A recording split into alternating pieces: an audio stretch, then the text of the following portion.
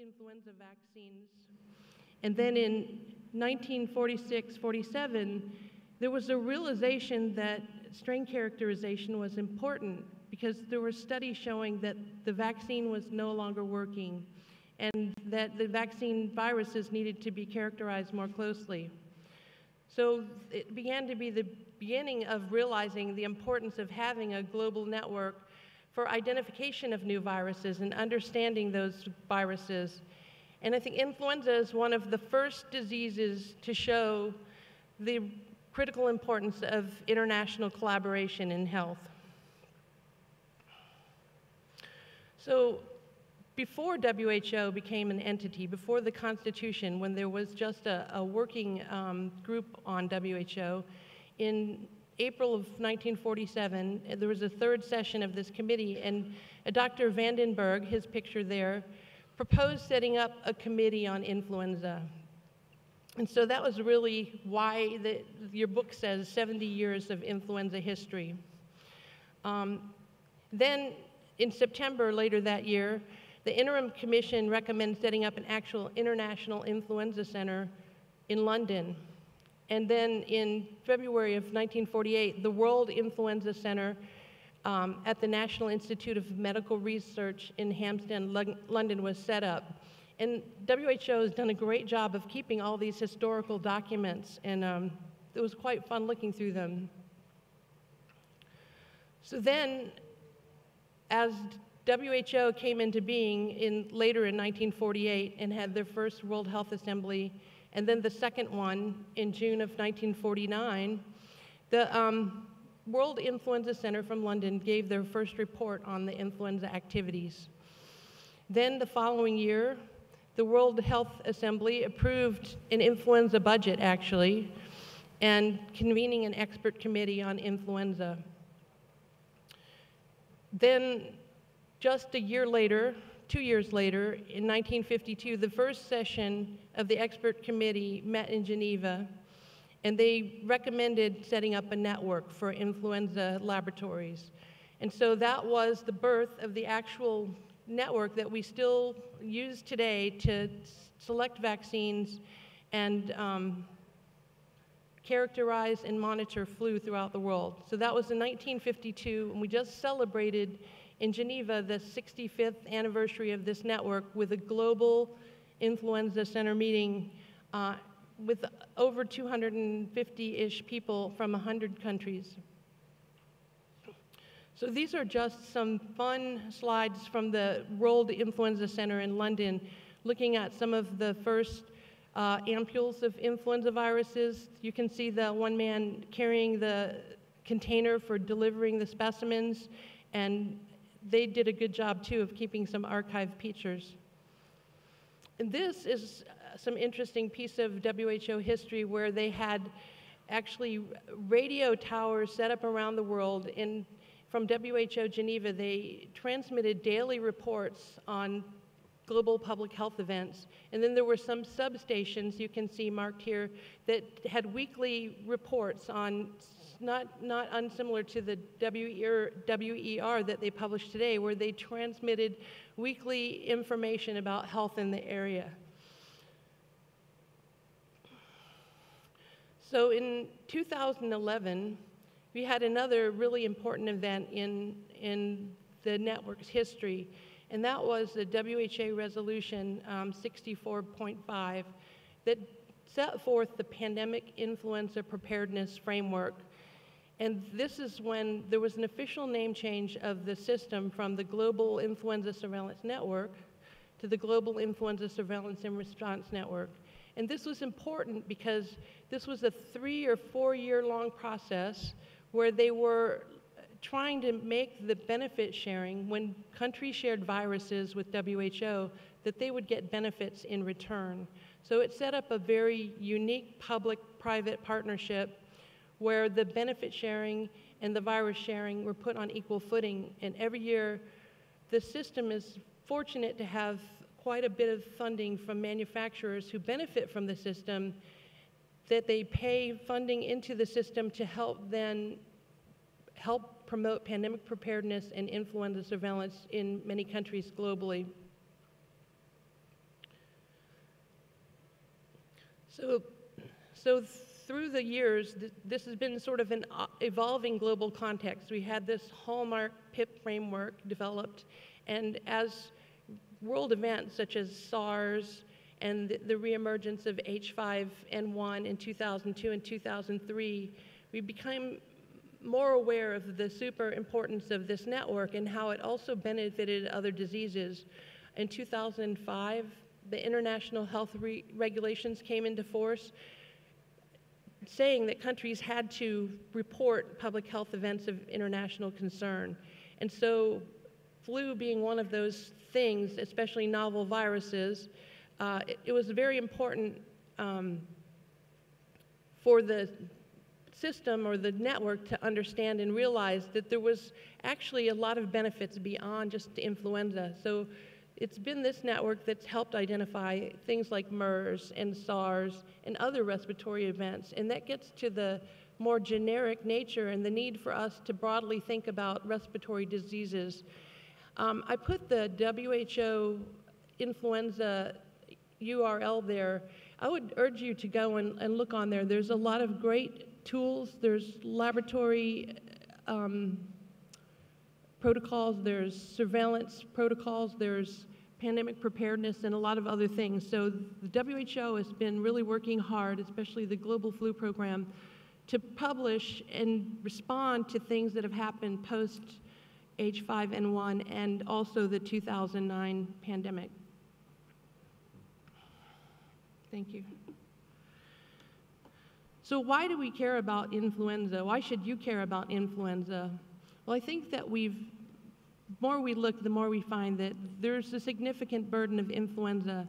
We look at the pandemic of 1918, we know that was the granddaddy of all pandemics, and there was quite a few cases globally, and there's quite varying numbers of the numbers of death, and this is maybe on the high end, but it affected 3 to 5% of the population.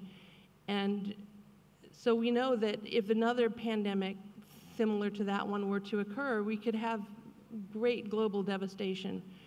In 2009, the pandemic turned out to be milder than we thought, but still had considerable mortality and morbidity.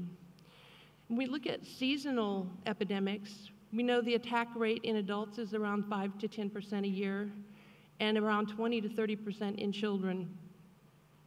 And every year, severe illness affects 3 to 5 million people globally, with varying numbers of deaths, upward to 500,000 per year globally. And those numbers are being updated by some experts at WHO right now. They've had a committee for the last year or two looking to update these global numbers so we can understand a little bit better. And then there's the zoonotic infections that I'll talk a little more about. So this slide shows the H5N1 outbreaks in animals and the environment just from January of this year. So you can see it's still globally endemic, having outbreaks. I think the latest numbers were somewhere above 350 or so to date for this year. And so the H5N1 zoonotic viruses continue to simmer, and it's something that we're watching, and it's something that all of you need to be aware of, because we need to look for cases or potential cases, usually or potentially associated with animal outbreaks. So another concern or worrying situation is the H7N9 situation in China. There's been 5 waves of this outbreak, and this year, the 5th wave had as many cases as the first 4 waves put together. And the case fatality rate on this is around 1/3, so about 1/3 of the people die. So this is another worrying situation where we want to keep a close eye on the viruses and make sure we're not seeing any changes that could lead to more human-to-human or human-to-human transmission, possibly leading to a pandemic. So, but H7N9 and H5N1 aren't the only novel viruses we need to worry about. In the past many years, you can see from this slide that there's viruses that routinely circulate in the human population, and indeed, in the last few years, we've been subtyping or lineage typing the B viruses. So they're almost like two different strains. And then there's sporadic other viruses that have been circulating in human populations or in animals and affecting rarely humans. And in fact, the H1N1 pandemic was thought to arise from one of these animal viruses that was. So how does this expanding global network handle all these viruses? You can see the picture down there is when they first set up the global network, there were 38, I think, excuse my glasses aren't that great, 38 labs in about 38 countries. You can see the first map down there. Where today, in 2017, we're up to 144 national influenza centers in 114 countries. And the last one that was just designated was a month or so ago in Macedonia, or Montenegro, in the Euro region. So this group of labs, of which we have 2 representatives today, constantly monitors the viruses around the globe and characterizes them. And so you can see from this slide, the longitudinal graph there shows the number of specimens that are processed by these 144 labs every year. And it's grown exponentially in the last decade. You can see the peak of the 2009 pandemic, where there was a spike in a lot more interest in characterizing and sending in viruses and looking at viruses. But then today we're up to over 2 million specimens that are tested through this system every year. 20,000 of those viruses are shared with WHO collaborating centers, and about 10,000 of those are characterized antigenically and genetically to try and figure out the best vaccine matches. The map on the other side shows the countries that have most recently shared some viruses with this global system. And this has been a growing number over the past decade as well, and a thanks to all of your countries out there who contribute to this in systems so that we can follow the viruses and characterize them and know the most recently currently circulating worrisome viruses. So I want to highlight the importance of surveillance and outbreak detection. I think this is maybe one of the big intersects with all of you and the work that you do. Sentinel surveillance is really important to understand the day-to-day patterns, usual and unusual trends. And these systems need to have good SOPs, well-defined protocols, and standard case definitions. And it's really important to make sure that quality data is collected. I think that's one of the things at CDC we've focused on in this past few years is a lot of countries have started doing surveillance. Now we need to really make sure the data quality is good and that we're using the data and helping them use the data in their countries. You need to understand quality sample collection and storage. You need to know your lab, and that's why I'm really glad to have Melanie here today. So understanding trends and doing routine data analysis is super important.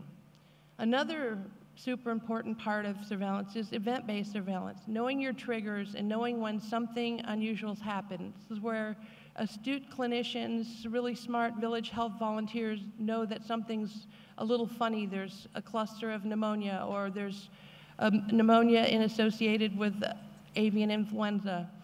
And then identifying these unusual events and knowing when to report is, again, something that we need to educate all clinicians and epidemiologists on. Outbreak detection and understanding how to do a good, thorough investigation when something looks wrong or amiss is really important. And then getting to know and coordinating with our animal health partners is, again, it's really super important. And I think it's been one of the challenges in many countries coordinating between animal health and human health. So I'm really happy to have Dr. Wantani here today. So as you probably know, vaccine is the primary intervention to reduce influenza morbidity and mortality.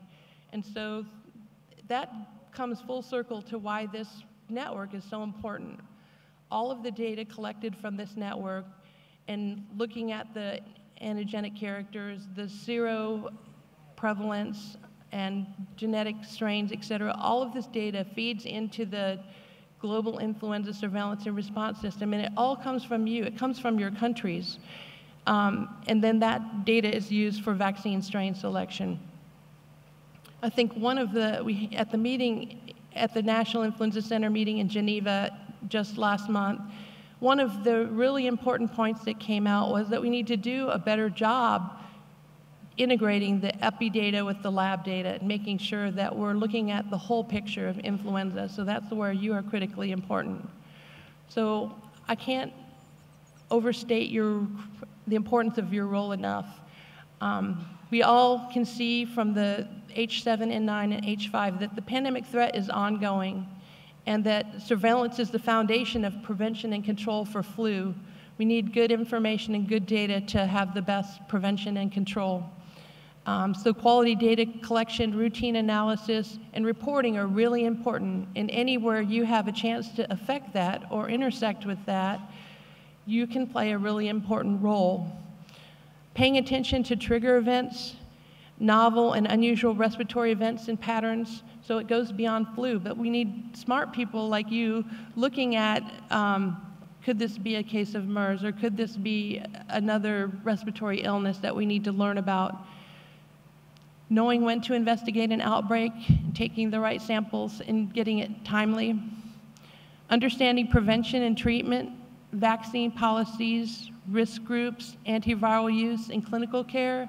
Again, I would urge you, if flu is not one of the things you focused on or learned about, go on the WHO website and look some of this stuff up. There's a lot of great information on risk groups that have been published and vaccine policies. And it's people like you that we need to help promote vaccine programs in countries. Supporting, again, the next point, supporting vaccination programs in your countries. Making connections to the laboratory and the animal health colleagues is super important. You need to know these people. So your support improves national and global public health. So for that, we need to thank you. And we need public health champions to improve the global health. So I think without exception, that in the countries where you see good public health programs, there are public health champions. So with that, I want to thank you. I also want to thank Wenqing Zhang, who helped me with some of these slides. And then I want to turn to our panel.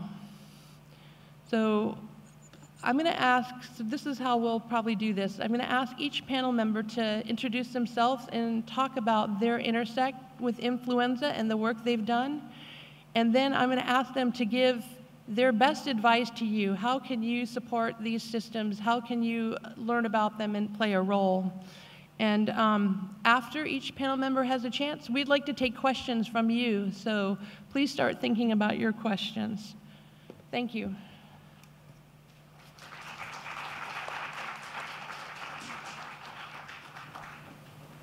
Good morning.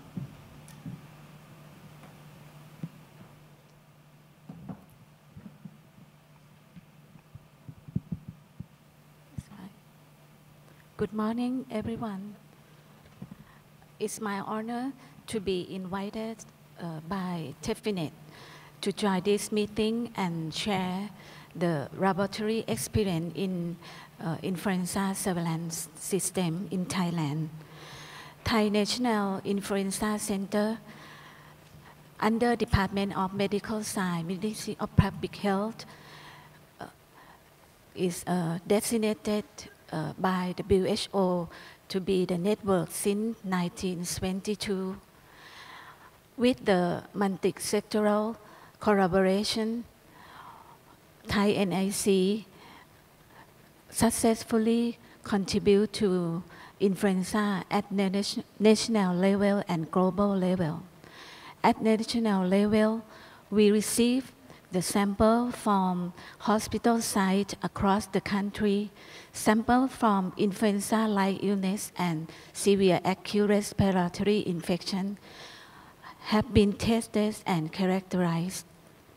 And we support weekly reporting to multi-sectoral. We report the data with the subtype of influenza, strain analyzed, and antiviral susceptibility. In the global, we regularly sharing the data via the FluNet and also sharing the sample and isolate to WHO CC in USA and in Australia. And also we support for training in country and on-site training among the WHO network. And the one that we are proud for support the global network is the one isolate from our hospital site has been selected to in vaccine component. It's a B Phuket.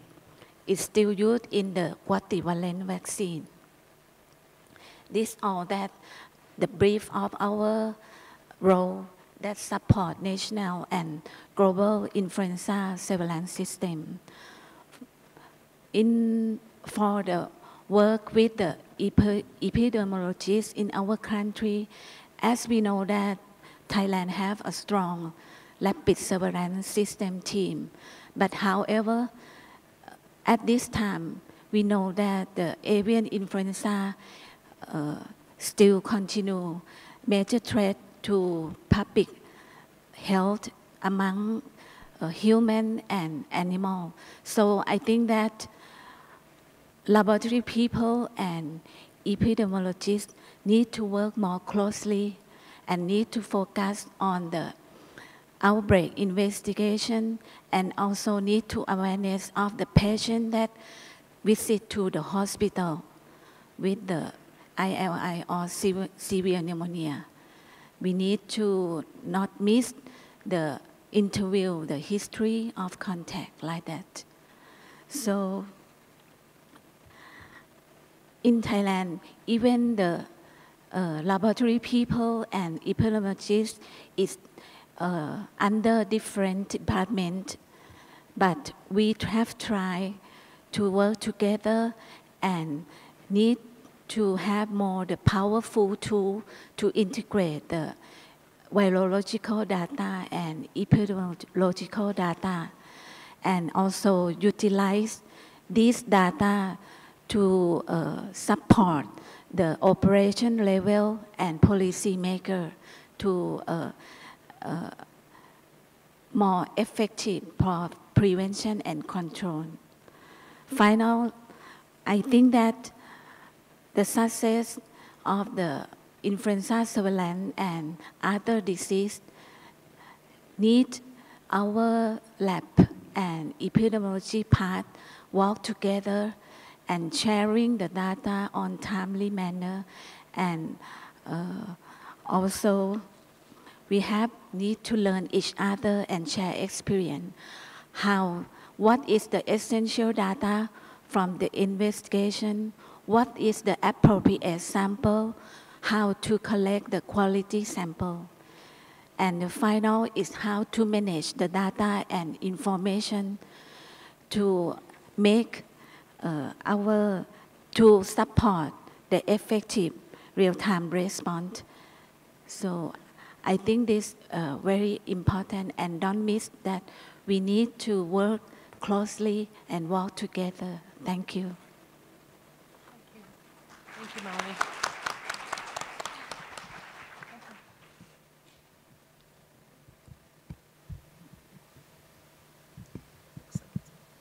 Good morning. Is this on? Yep, I think so. Good morning. My name is Kanta Subbarao. I'm the director of the WHO Influenza Collaborating Center in Melbourne. It's my pleasure to be here. I will tell you a little bit about myself and a little bit about the WHO collaborating centers and how we fit into this whole system. So I trained as a physician. I trained as a pediatrician in pediatric infectious diseases and got an MPH in epidemiology while I was a fellow. But during the course of my fellowship, I went into the lab and have had a laboratory-based career ever since. But I've worked on influenza since probably longer than some of you have been around.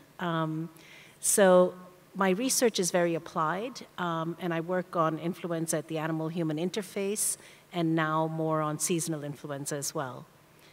So as Anne explained, the WHO Global Influenza Surveillance and Response System is really, it's based on a collaboration from the grassroots in each country that has a national influenza center. They report to one of 5 WHO collaborating centers for influenza. So you heard about the first one that was in London. There are a total of 5 now. One is in Atlanta at the CDC, one is in Melbourne, and we're celebrating our 25th year this year. There's one in China in Beijing, and one in Tokyo. So these are the 5 WHO collaborating centers, and there's one specifically designated to study animal influenza and infections at the animal-human interface, and that's at St. Jude's in Memphis, Tennessee in the US. So what do these centers do? We analyze specimens and isolates. So the people that are at the primary interface collecting samples will send them to their national influenza centers, and you've just heard how the national influenza centers work. And the national influenza centers send the collaborating centers representative viruses. So we need to know what's normal in order to detect anything that's unusual. So we monitor together as a network, we monitor which viruses are circulating. We participate in the development of recommendations for influenza vaccine. So this is done in a formal consultation twice a year, once for the Northern Hemisphere in late February, and once for the Southern Hemisphere in late September. Now, the WHO has, obviously recognizes that there are many countries that don't fall into the Northern Hemisphere season or Southern Hemisphere season where influenza is circulating year-round.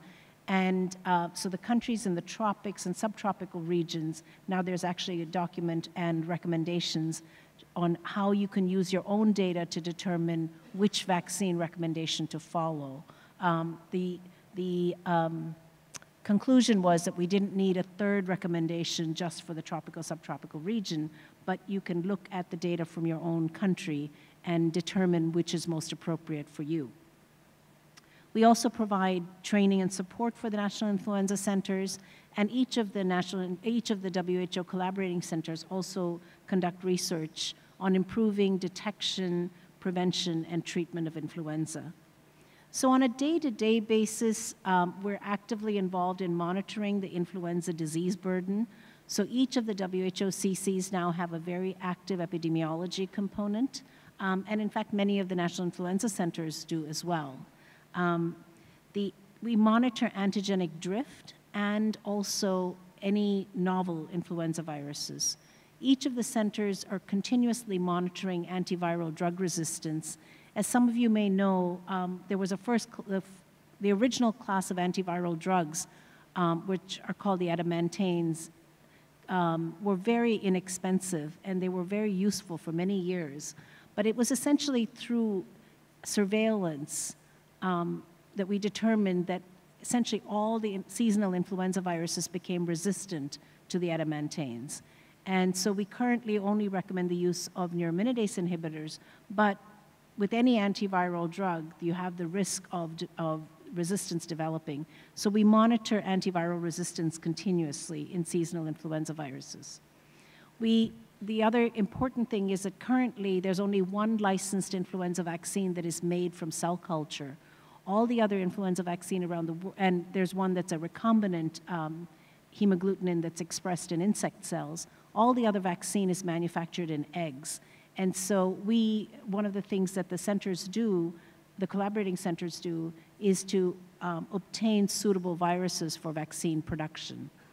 We detect and characterize isolates of new influenza viruses that are infecting humans, especially those at the animal-human interface, as part of pandemic preparedness. So we are just part of the whole network, but the network really begins when people interact with the population and monitor what's going on. So I think epidemiologists are at the front line. They're critical to recognizing new events. They're critical in defining what the burden of disease is, and the burden of disease must drive public health policy. So you cannot have an national influenza vaccine policy without awareness of burden of disease, and that's done through epidemiology.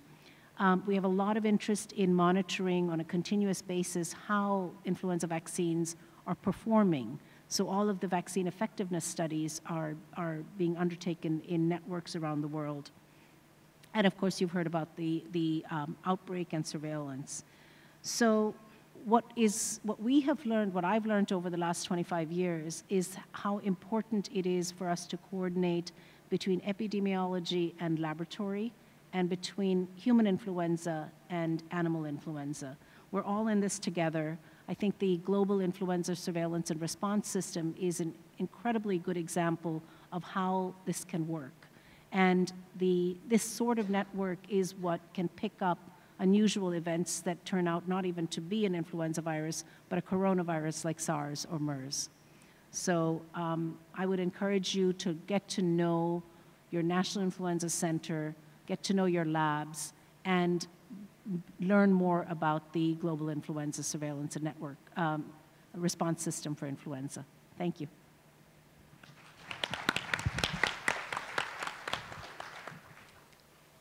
Good morning. My name is Wantani Kanpravit. I am the Regional Manager of the Emergency Center for Transboundary Animal Disease, the Food and Agriculture Organization of the United Nations. Our role, I think, what we can see here, I'm the only person coming from or representing the animal health sector. And actually, this is not the gender balance either. It's only female up here. In the past 12 years, I think this is what I can say, that we have quite the intensive program that involved the animal health sector into the avian influenza program. And I just like to share with you on, what we have been doing in terms of the supporting the animal health sector or the veterinary services in Asia.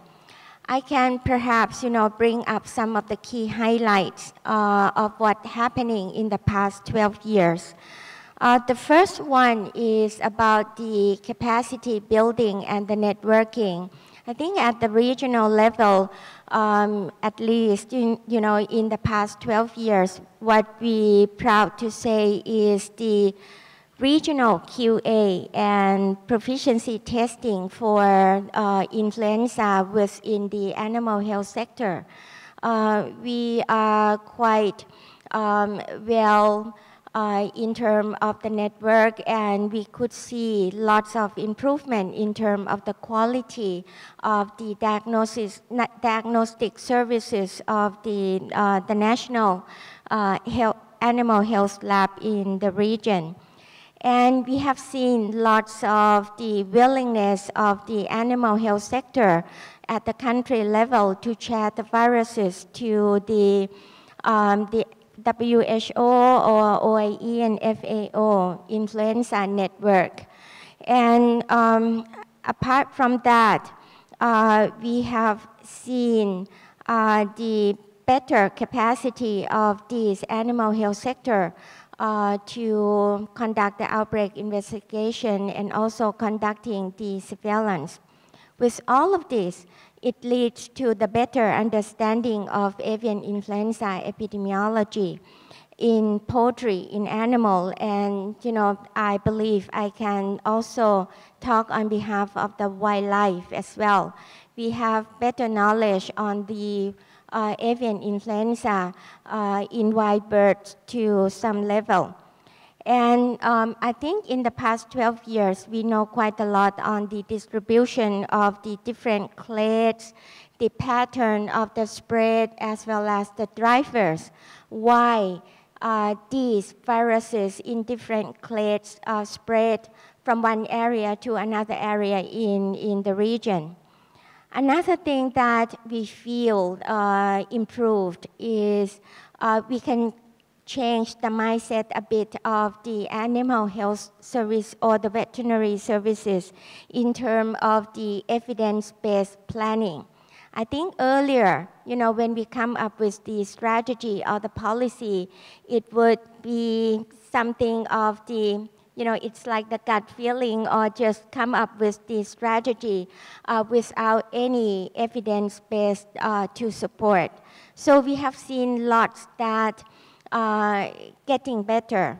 And I think one of the best, which make contribution to the human influenza or in terms of the pandemic preparedness is we get to know the risk area or the hotspot where the human sector would get the disease from, which area, which hotspot that human would be at risk along the animal value chain.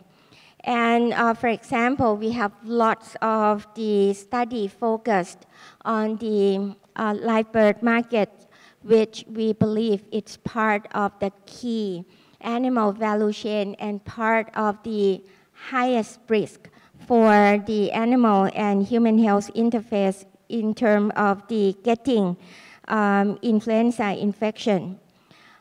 We have seen better engagement of the livestock and wildlife health sector into the overall influenza pandemic preparedness, including selecting the virus strain in the human influenza vaccines. And all of this part is, again, I would like to emphasize, it's the results of the capacity building and FETP-like or apply epidemiology training is part of that. And with this, what I would like to say that this is the 12 years since 2004. What should be the future then? As mentioned by Anne and the previous speaker, influenza is still the ongoing pandemic threat. Are we going to only respond to the outbreak by looking into the outbreak investigation? This is the one of the key and response. This is one of the key competency that we need from the animal health sector, including the human health sector, though, in terms of the control. But perhaps we need to look into the future. Should the training be including the foresight approach?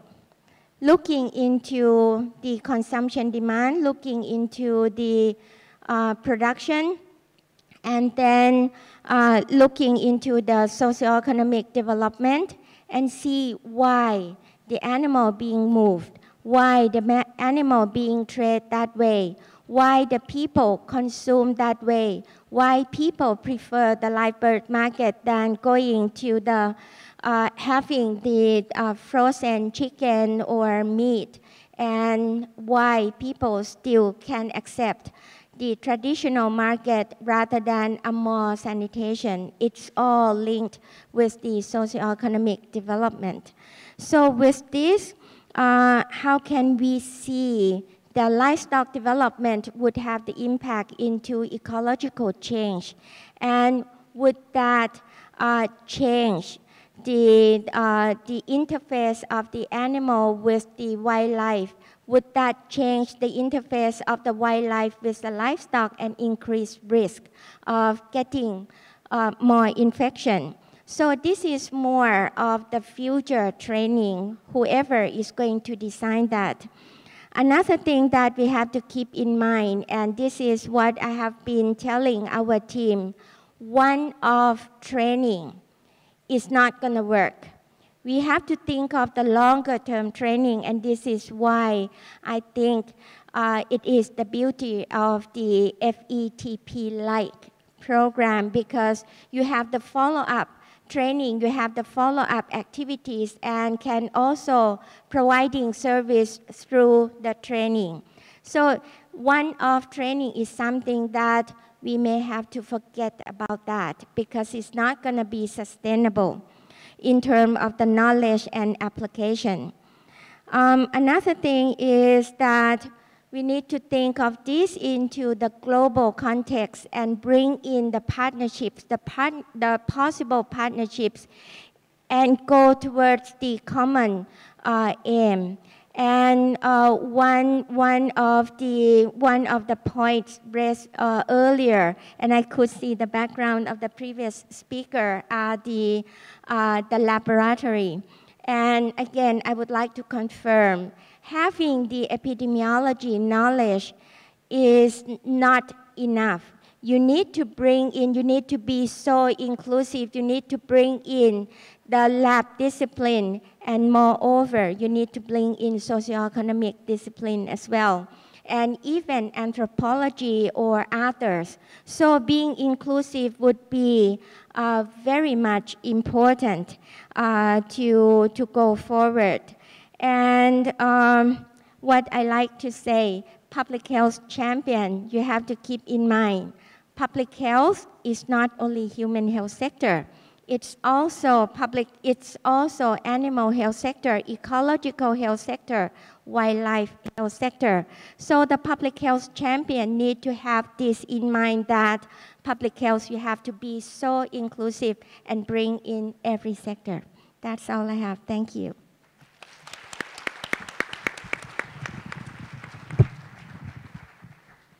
Thanks very much to my great panel. So I think we have about 10 minutes left, and I wanted to see if there are any questions from the audience for the panel or any of us. Please, there's microphones in the middle. If you could state your name and ask your question.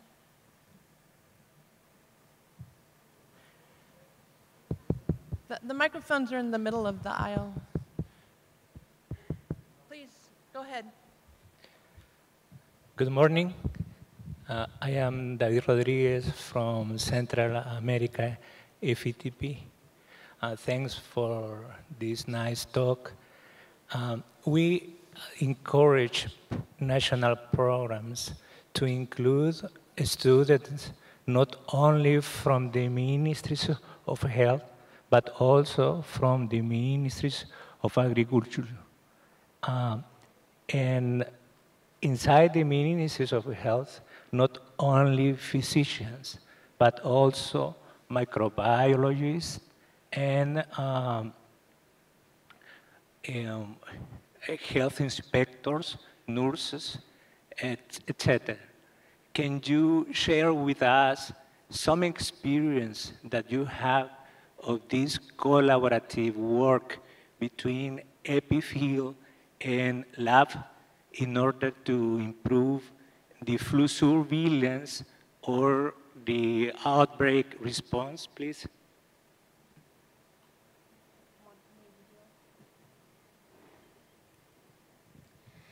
Yes, what we have been supporting, or what we have been encouraging at the country level, is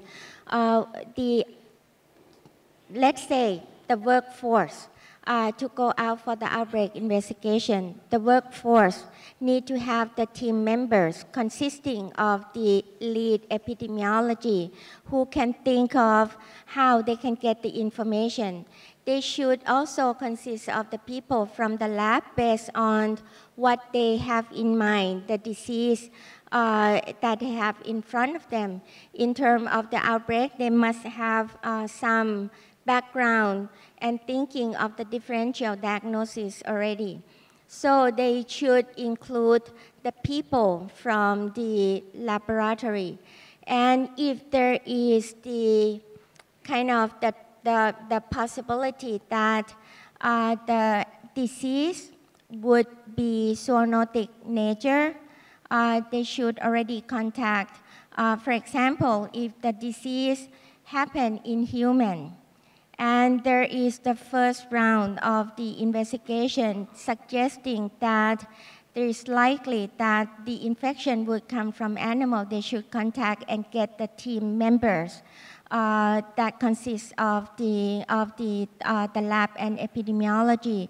At the same time, when I talk about the multidisciplinary looking into the socioeconomic, what you have to have in the team is the people with the mindset of the market chain or the value chain that include the production and see how the animal being moved into the outbreak areas, or tracing backward and forward with the animal value chain.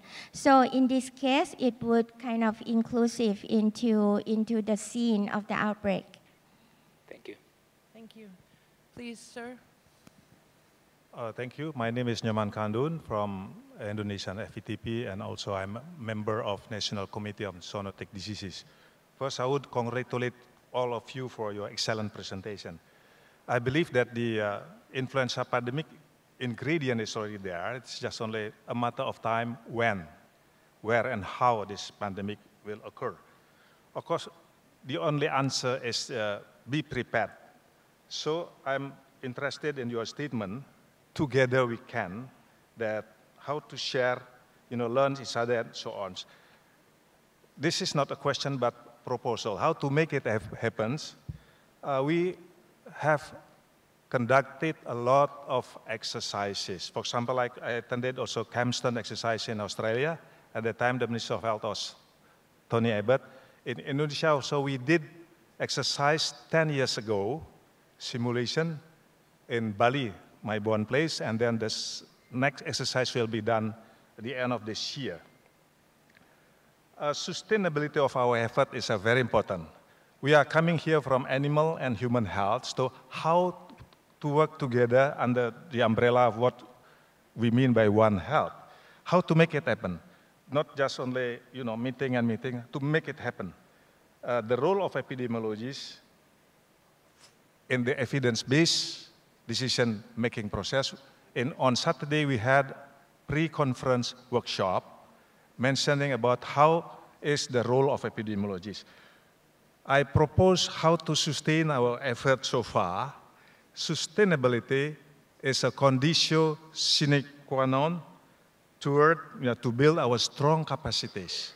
Capacity to prevent, capacity to detect, and of course, capacity to respond. If we are talking about sustainability, there are two components actually, managerial sustainability and financial sustainability.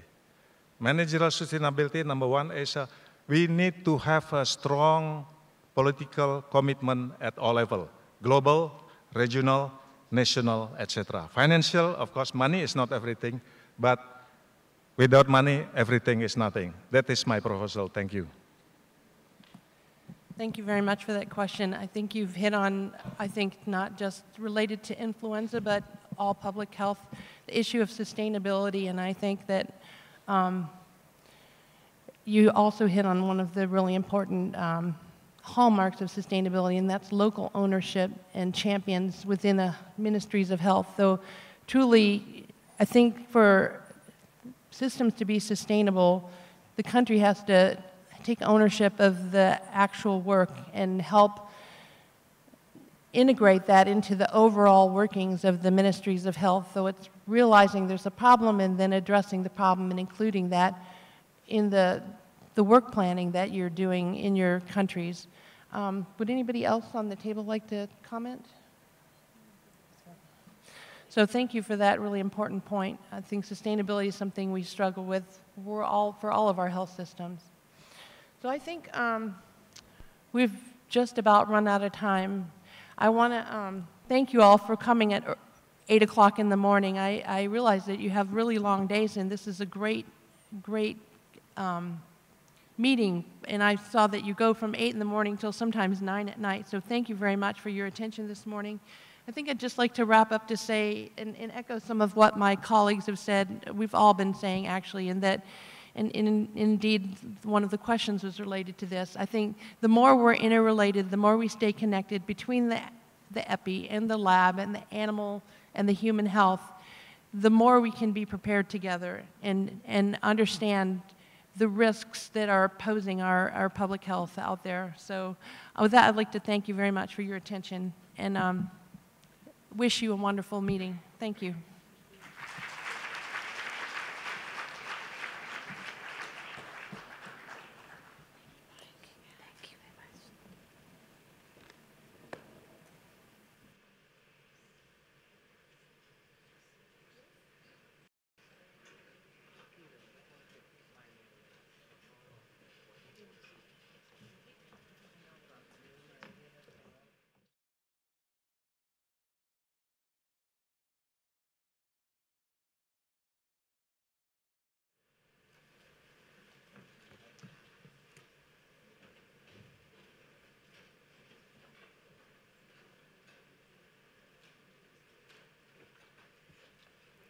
Good morning, everyone. Just a couple of logistics announcements and housekeeping that we need to do.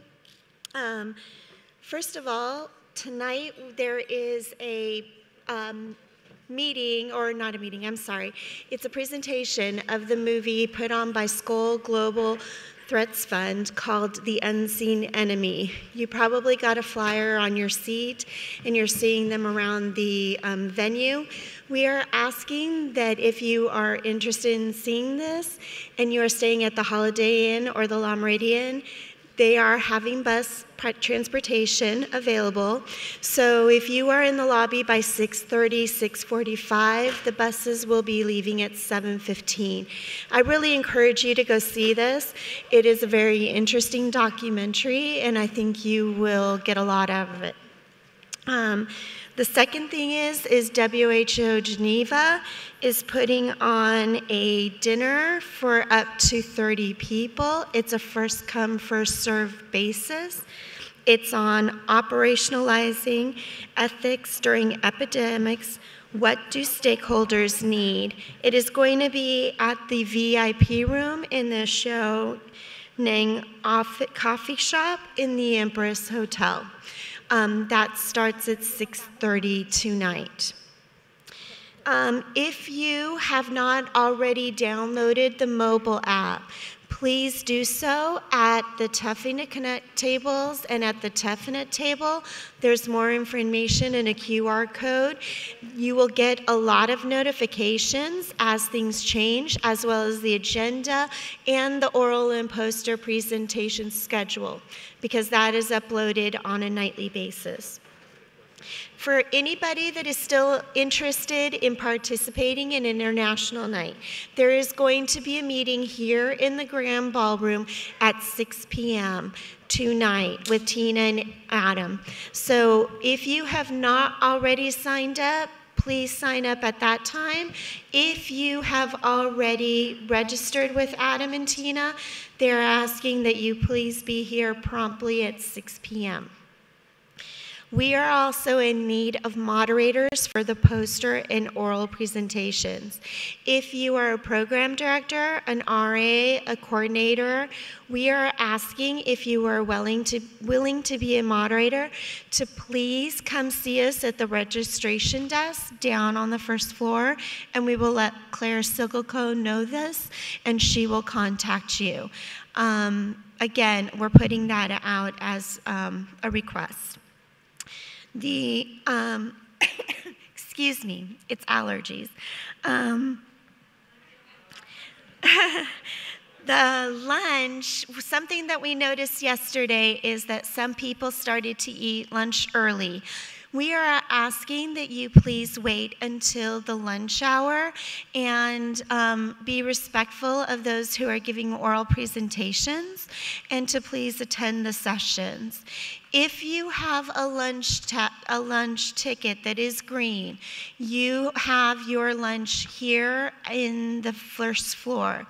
If your lunch coupons are either purple or white, then the lunch is going to be over at the hotel. I appreciate your help with this. In addition to this, if anybody knows Ibrahim Sonko, we need for him to also see us at the registration desk. Thank you so much.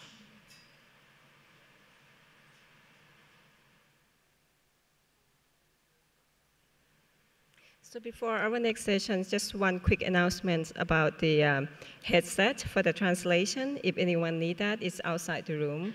สำหรับท่านที่ต้องการหูฟังนะคะสำหรับแปลภาษาอังกฤษเป็นภาษาไทยนะคะกรุณารับได้ที่หน้าห้องค่ะ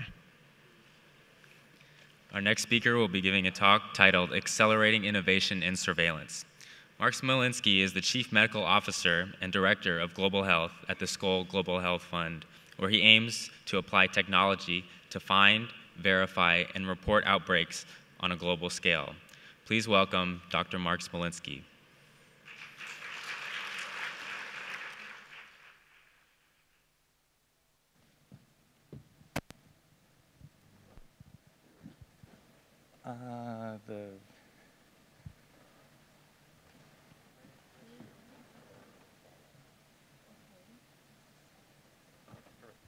Good morning, everyone.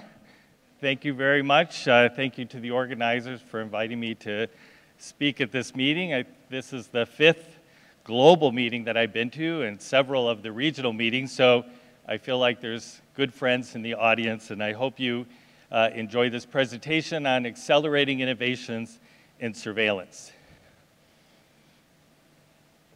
I'm not sure I have the right clicker. Nothing seems to be changing.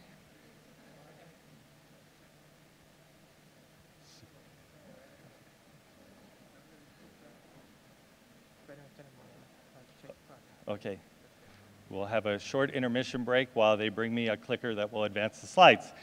In the meantime, maybe I'll just tell you a little bit about the Skoll Global Threats Fund, if it's a new name for you. Our foundation was started by Jeff Skoll, who was the first president of eBay. And when Jeff became a billionaire after that company went public, he put all of his money into solving some of the world's biggest problems. And so you may have heard of the Skoll Foundation, which has supported social entrepreneurs around the world working in many different areas to really accelerate and advance their work. In 2009, Jeff decided to start a new foundation called the Skoll Global Threats Fund to tackle 5 of the world's biggest problems: pandemics, water security, climate change, nuclear weapons, and the conflict in the Middle East. So our team of 20 people have been working on these 5 issues for the last 7 years, and in the last 5 years, we put significant resources into an initiative we call Ending Pandemics in Our Lifetime. So what I'd like to do today is share with you where we've come in 5 years and where we'd like to go moving into the future. Maybe you could just advance the slides in the back. I'm not sure why.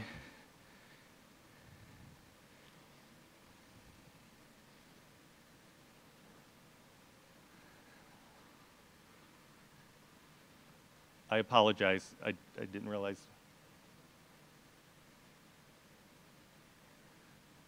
Help?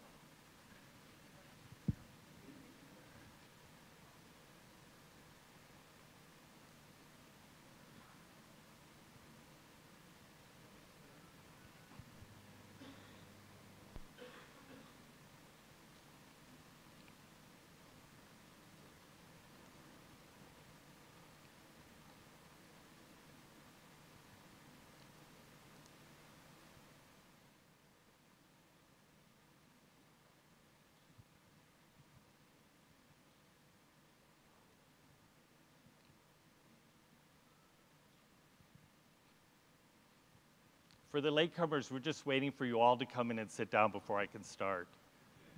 Do they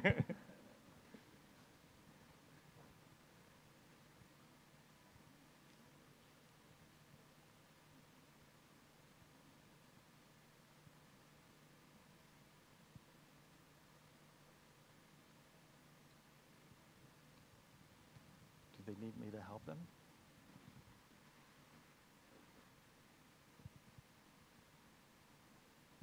Give me one moment, please.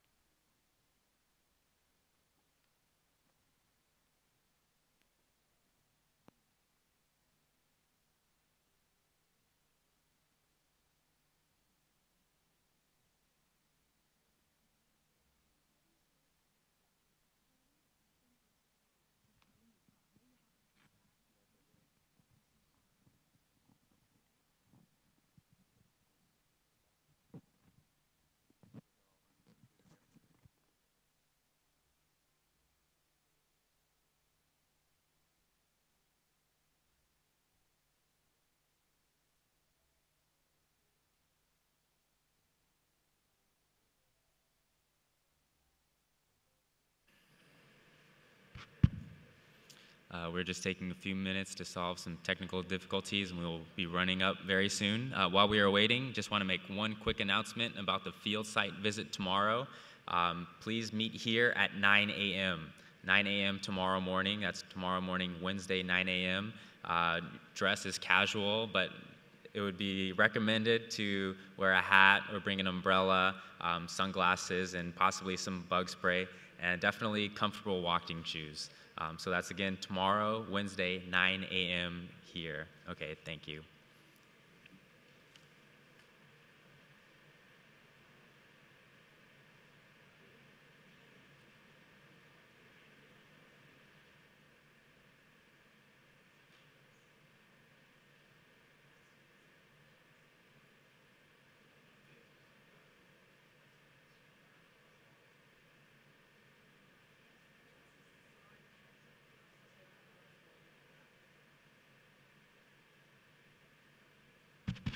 And just one reminder, when I say casual, make sure you're conscious and culturally sensitive that when you go to the temple, you have to wear clothing that extends beyond your knees. So maybe pants would be suggested, but something comfortable still is okay.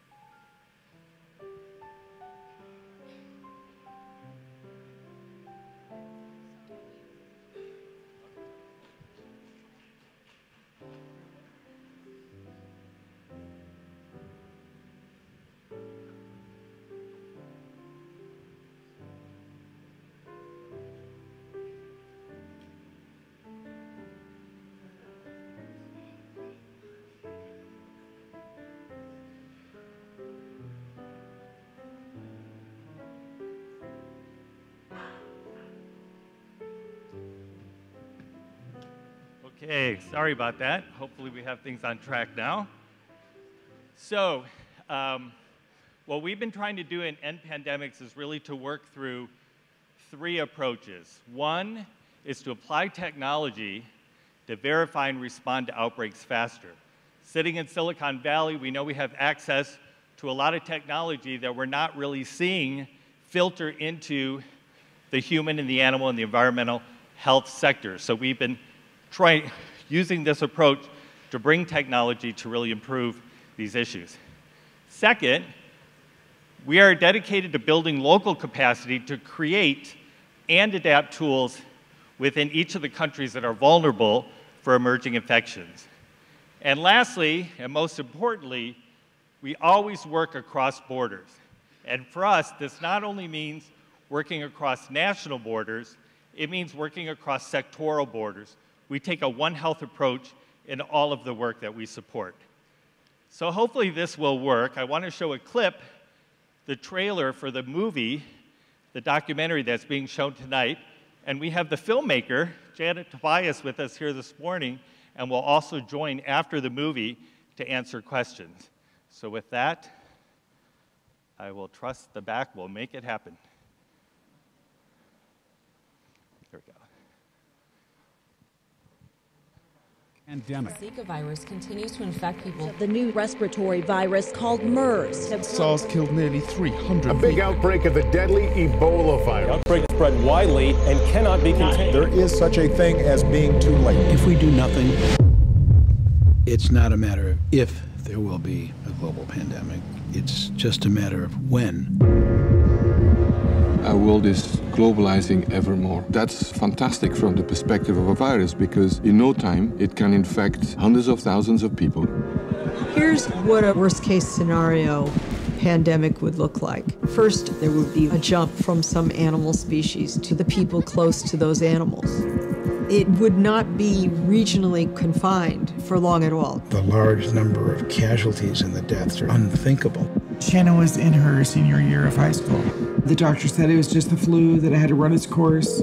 911, what's going on there? My daughter, she's not breathing. Even the most healthy person is taken away from this planet within a couple days. We are imposing changes in the world thoughtlessly. This is an issue of human life. It should be thought of in the same way that we think of terrorism, protection against national disasters, against national defense.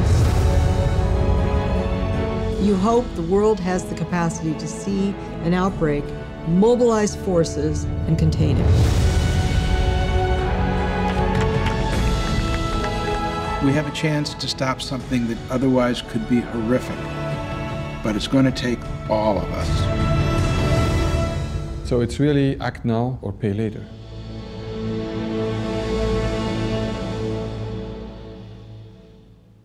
So with that, I hope you'll join us for this movie tonight.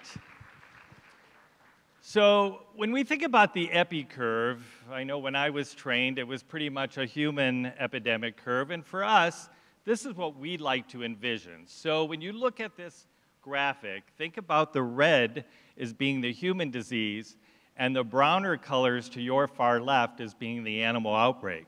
So we obviously have animal outbreaks that lead to bigger animal outbreaks that then lead to that largest curve on the far left, that then below it you'll see the smallest curve of the first human cases, then a larger outbreak, and then the traditional epi curve of the largest outbreak.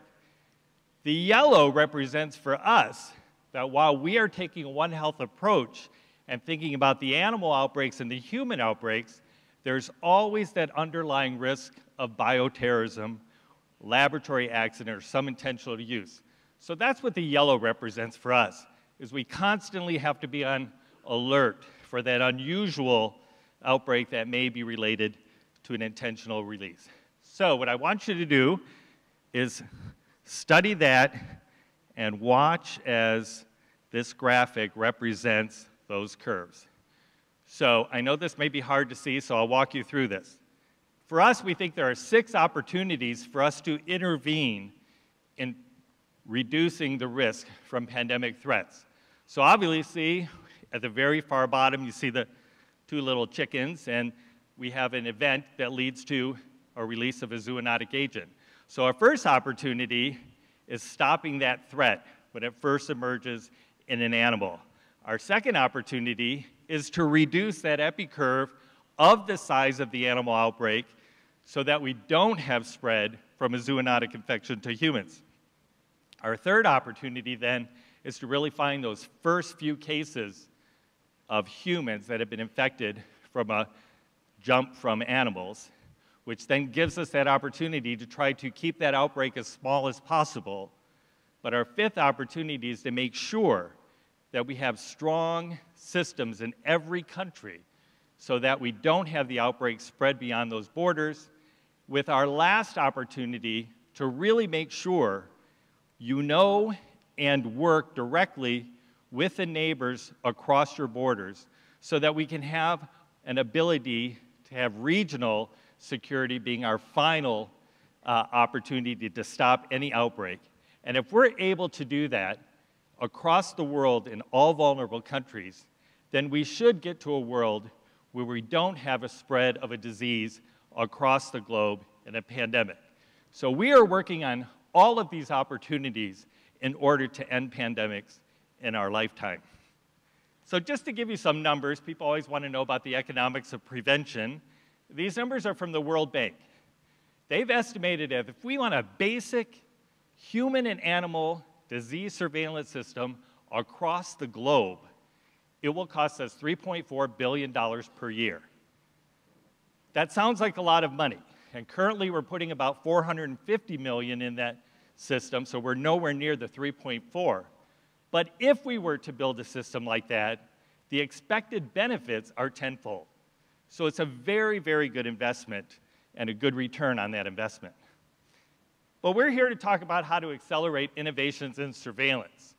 So I want to revisit one of the first innovative approaches that I was part of. As a public health doc, I never got expected to be offered a job at Google. Google was interested in creating a foundation and figuring out how they could improve global health. So I joined Google and worked with a team of 6 engineers to see whether what people were searching on the internet could give us an earlier indication of influenza in a community. So many of you are probably familiar with this. I'm just going to go through it really quickly. Google Flu Trends, basically, the ability for Google with their huge computers is we didn't have to predetermine what we thought people were searching on the internet.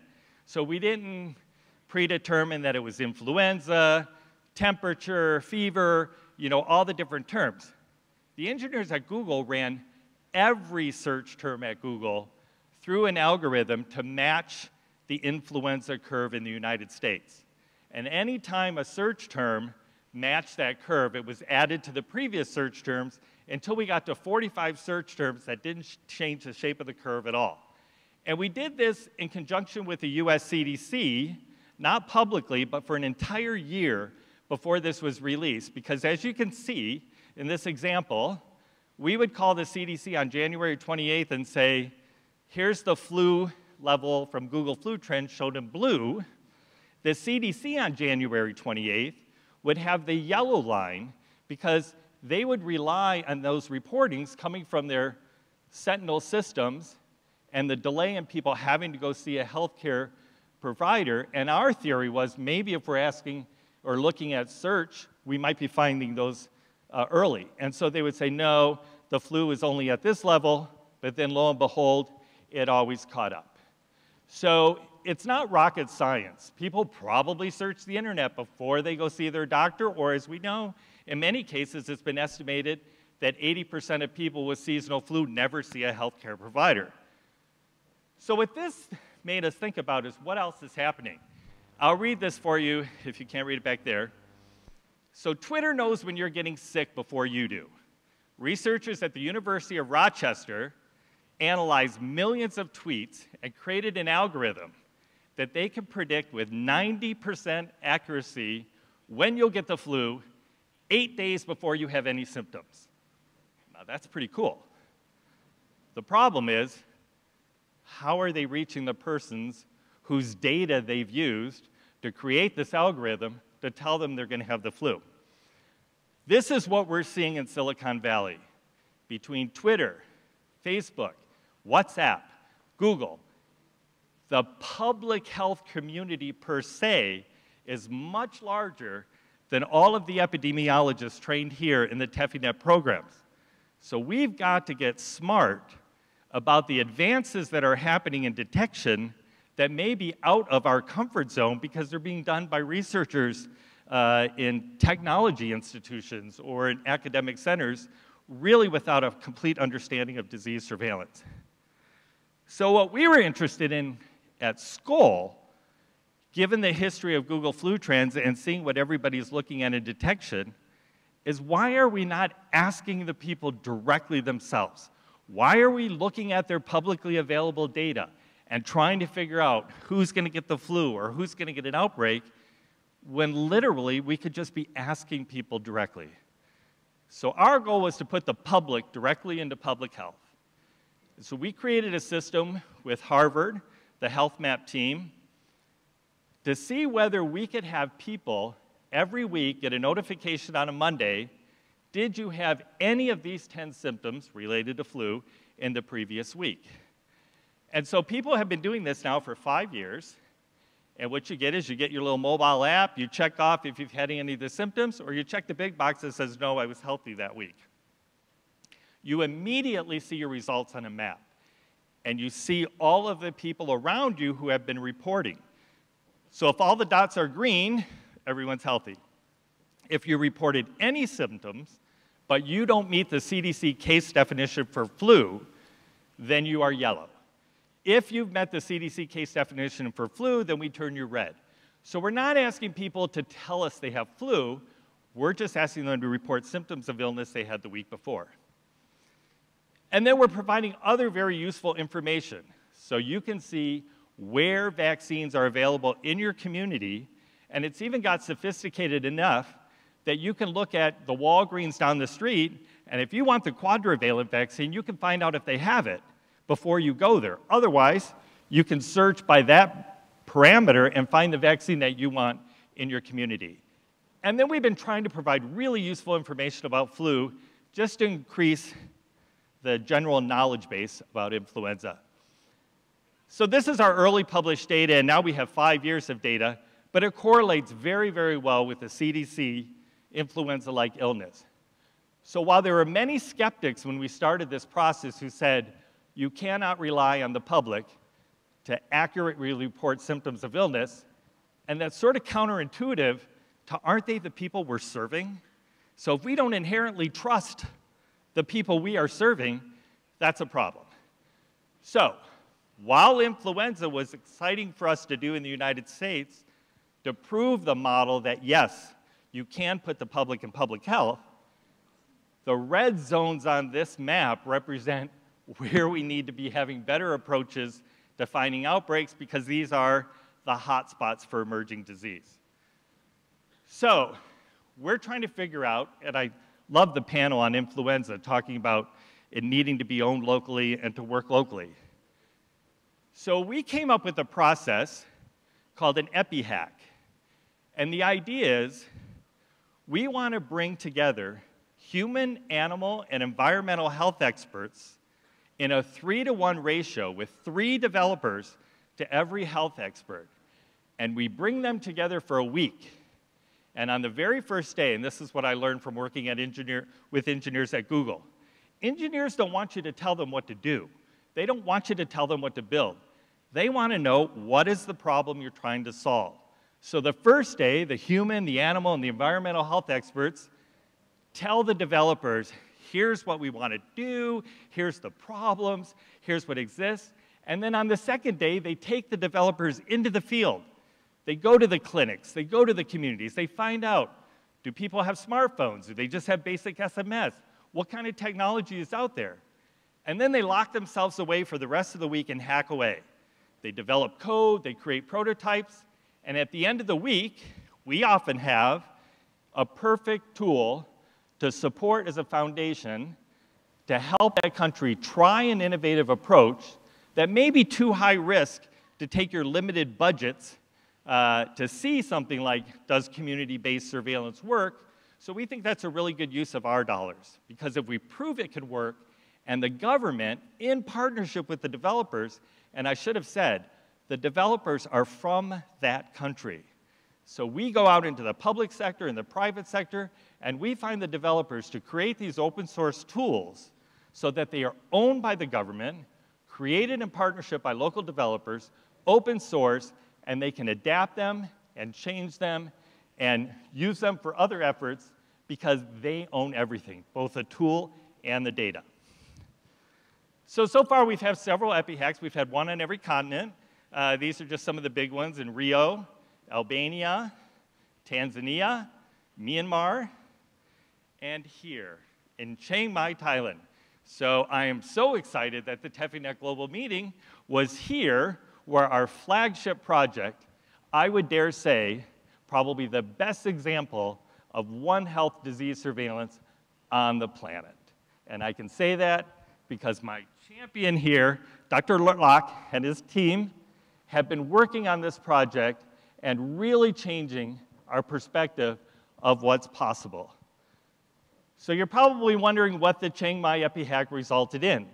So resulted in a project which is a participatory One Health disease detection, which is very interesting because while it's an acronym, PAWDD means to look very closely in Thai.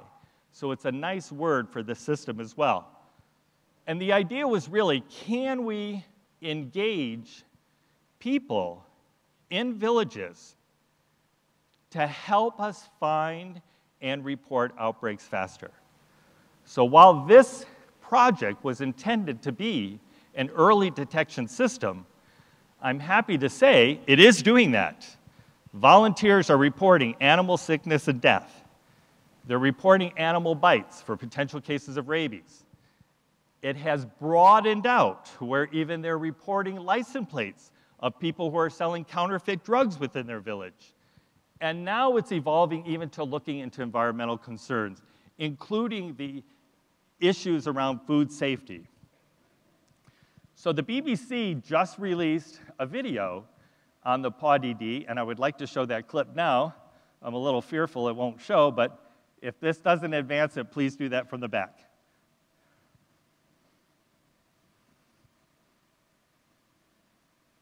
Hello?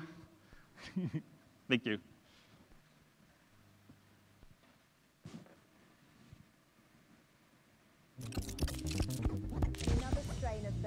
A new mutant strain is spreading in Asia. The global epidemic of a new flu virus.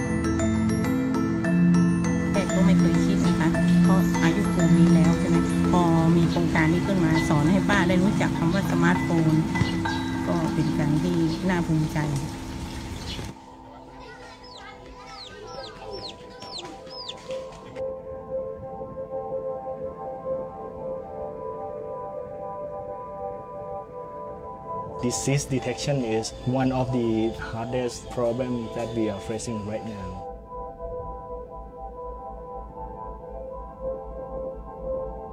I never realized that we are so fragile and so weak. We got attacked by the unseen enemy. With the faster detection and faster response, we can stop pandemic before it happens.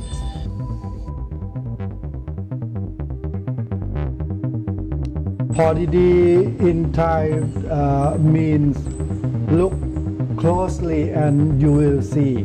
It's similar to Chrome and Instagram without any filters that help the volunteers in the village to submit abnormal health events in real time.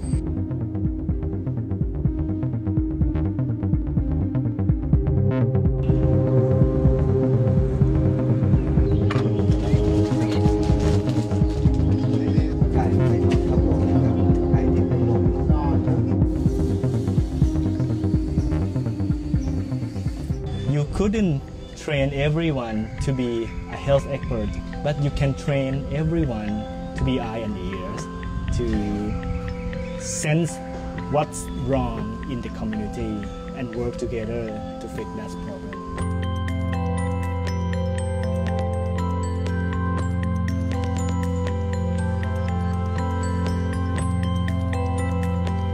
It's really important to empower regular citizens to become a disease detective because it is the only way to scale up the surveillance capacity in the global scale. Engaging everyone with a right tool and with a right incentives can solve any problem. So I know some of you are going on that field trip tomorrow. And I hope you enjoy meeting the young students and faculty at Chiang Mai University School of Veterinary Medicine who has been the lead on this project together with the Ministries of Health and Livestock to really think through an innovative approach that, since we started this in Chiang Mai, has now been rolled out into 2 other provinces, and we're working together with the Thai government and some of the leading corporations, and we hope to even involve the Thai Health Promotion Foundation to really think through, can we take this countrywide and really show the world how disease surveillance can change, and starting it here in Chiang Mai, Thailand. So the good news is when we created the EpiHacks, we invite people from other countries that we know we want to work in next. So people from Tanzania participated in the EpiHack in Chiang Mai, and I'm happy to say that the PAWDD project has now been replicated in Tanzania in a project called DODRIS, where the tool is the AFIDATA tool, and now we've begun conversations with Indonesia to replicate the project there as well. So we've also thought about, is it possible to engage citizens in thinking about specific, in the One Health context, other risk factors. Clearly with dengue, chikungunya, malaria, and now with Zika, vector-borne diseases has become a new issue. The US CDC approached us and said, can you take the Flu Near You model and adapt it so we could start doing vector-borne surveillance on the US-Mexico border?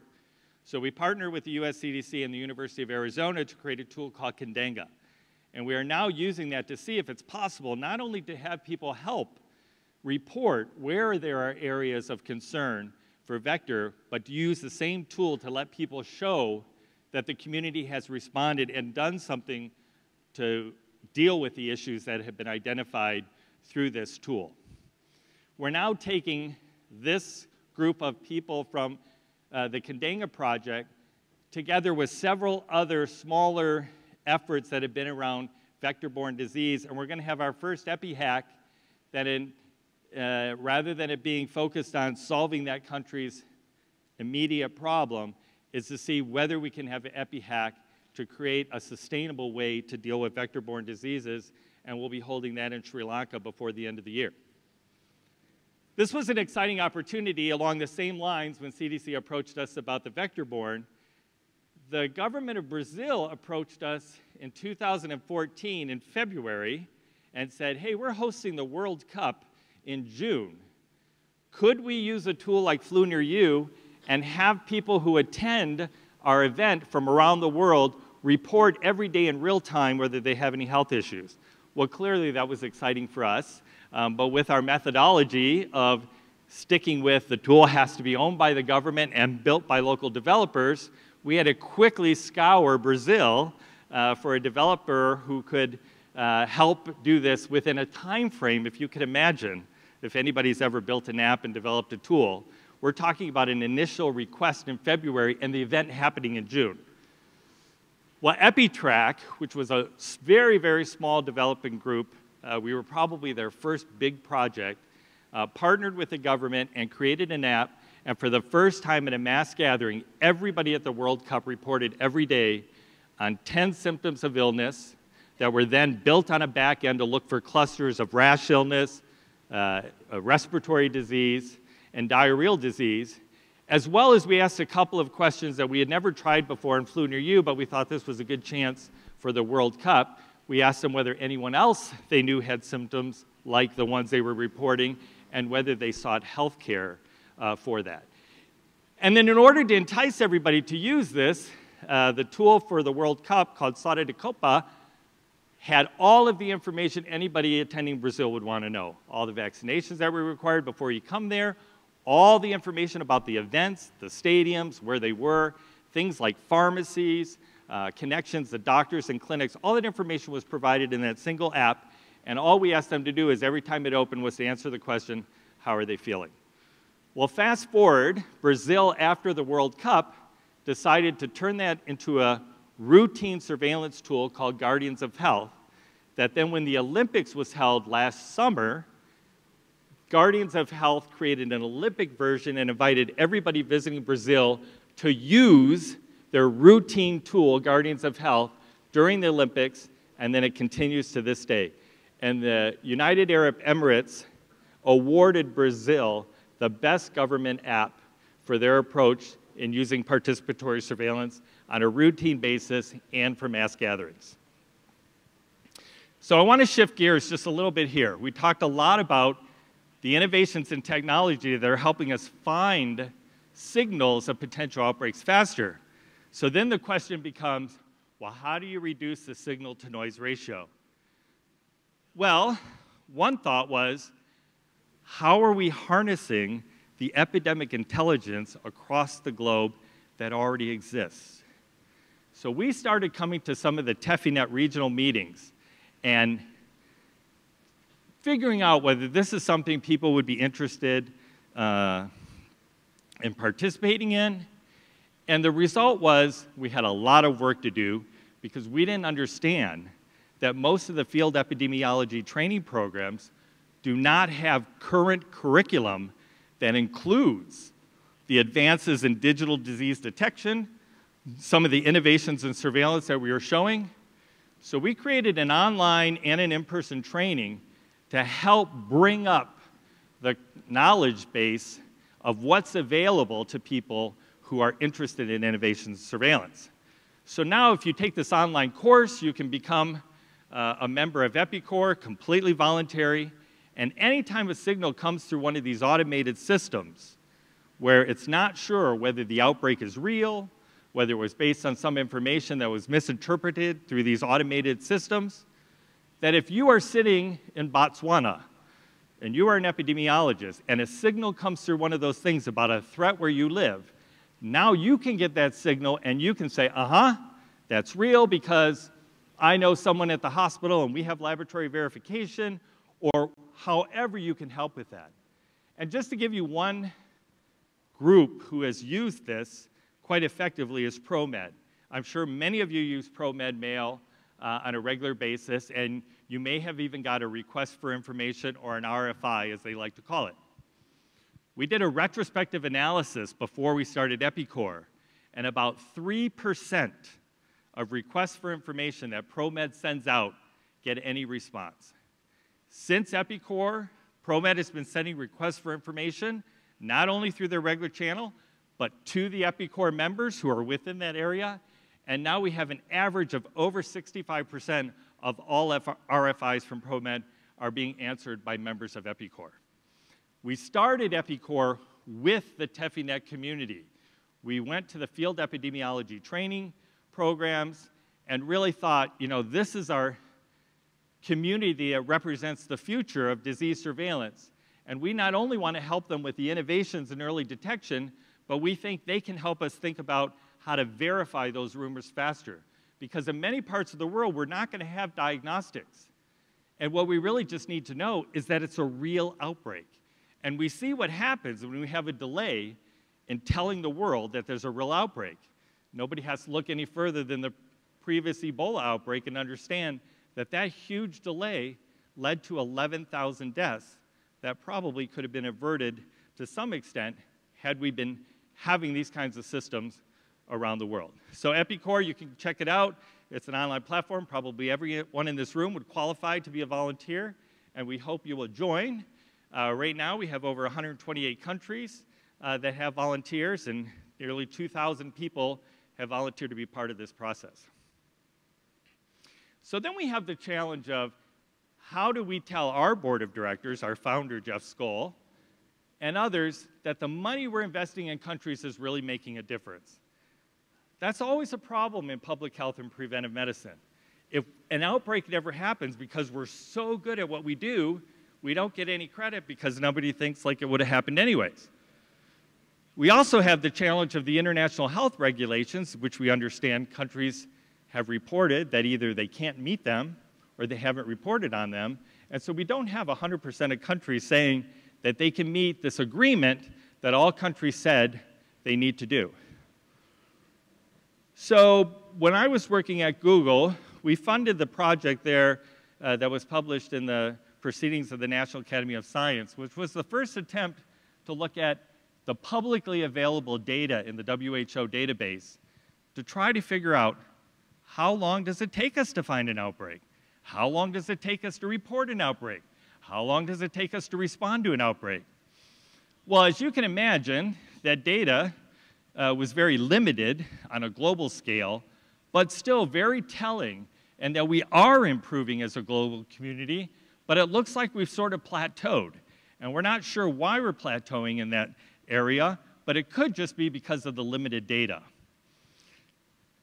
So we published this summer a commentary on finding outbreaks faster, which takes that methodology and hopefully refines it to a way that we feel any country could use these metrics, not only to help improve their own system, because it would be very helpful to know you're having an increase in your work on a regular basis to incentivize continuous change.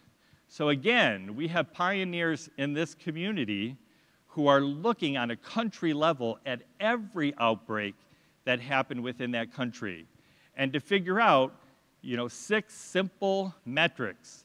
And you can look at the paper for the table of these methodologies, and we held a workshop here on Sunday with these countries. And I would love for the FETP fellows or resident advisors or countries who are represented by the data of these projects. So if you could stand, if you were part of the workshop, these are true pioneers who have taken these metrics and have retrospectively looked for the last 5 to 10 years on how long does it take them to find, confirm, and report outbreaks.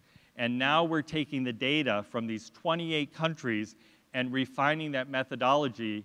And the group helped us think through, is it possible, the answer was yes, to do this prospectively.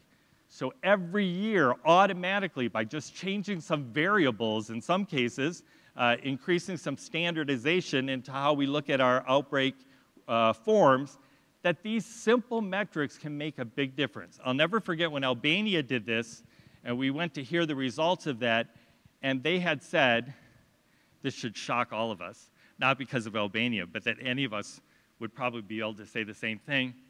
They had never, ever looked at how long it took them to find an outbreak. And once they looked at all that data, they could see, hey, we are really good at foodborne outbreaks, but we're horrible when it comes to a respiratory outbreak, or vice versa. So the bottom line was, it helped them immediately to start thinking about why are they good at something and why are they not so good in another area, as well as in 2 regions of the world, we're doing it with neighboring countries, so that we can try to help see, are there differences, and can neighbors help bring each other up to the same level of speed. So again, to go back to our hotspot map, we have many areas of the world that clearly we are not finding and reporting outbreaks fast enough. And so how are we going to solve this issue? Well, one of the ways is to be building friendship and trust across borders in various regions of the world. I know many of you here probably belong to a CORDS network. So CORDS is an international NGO supported by the Skoll Foundation, the Rockefeller Foundation, and the Bill and Melinda Gates Foundation to help each of these regional networks that have all started for various reasons through different support groups and so forth. But how do we help them share best practices? How can they scale innovations?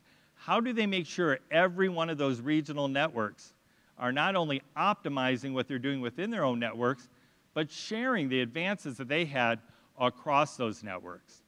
And as you probably noticed in that hotspot map, 2 areas of the world that are very red are West Africa and South Asia. So we're happy to say that through CORDS and its networks and the World Bank, we have a very concerted effort to create a regional network in West Africa, and I think that will happen very quickly. But South Asia is still an issue, and we will be hosting the first inaugural meeting of a regional network in South Asia with 8 countries that we brought together last summer to play a One Health tabletop exercise where teams of 5 from the countries in South Asia worked through a scenario where on day 1, they realized why they had to work in a One Health approach, why the human, the animal, and the environmental sectors all mattered in this outbreak. On day 2, they realized why they had to be open and share this data immediately with their neighbors. And on day 3, much to our happiness, they realized we need a regional network. So these are not to replace the WHO regional networks or the OIE or FAO. These are informal networks where the people who are responsible for disease detection know who their counterpart is in that country, get together on a regular basis, so that when something happens, they're not calling a stranger to help share information. They are working very quickly because those relationships were built through these kinds of networks. So we're really excited to think about West Africa and South Asia in a few years being able to join these other networks through CORDS. Finally, when we talk about working across borders, we understand as a foundation we may look like an obstacle to many of you as well. And how do you know what this foundation is supporting versus another, and so forth? One of the positive silver linings of Ebola was Jeff Skoll convened all of the foundations and leaders of companies that are doing corporate social responsibility or some other method where they're investing in global health.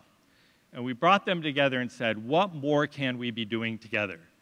So the end result was Skoll now is the secretariat for the Ending Pandemics Collective, which is now up to 14 foundations or corporations with their social responsibility, who we have a monthly phone call for the past 2 years, as well as we meet twice a year in person for 2 days to really share our ideas and what we're doing and to coordinate our funding and our efforts.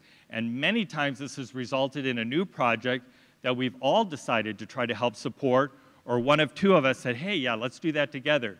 So this is a really great opportunity for us to hopefully break down some of those barriers in the foundation world and be clearer about how we're all in it together and that we are collaborating and that the synergy created by us working together is much, much more powerful than us working in our individual silos, as important as they are for the various things that not all of us can afford to support. So for example, we know the Bill and Melinda Gates Foundation does a lot on vaccine and drug development.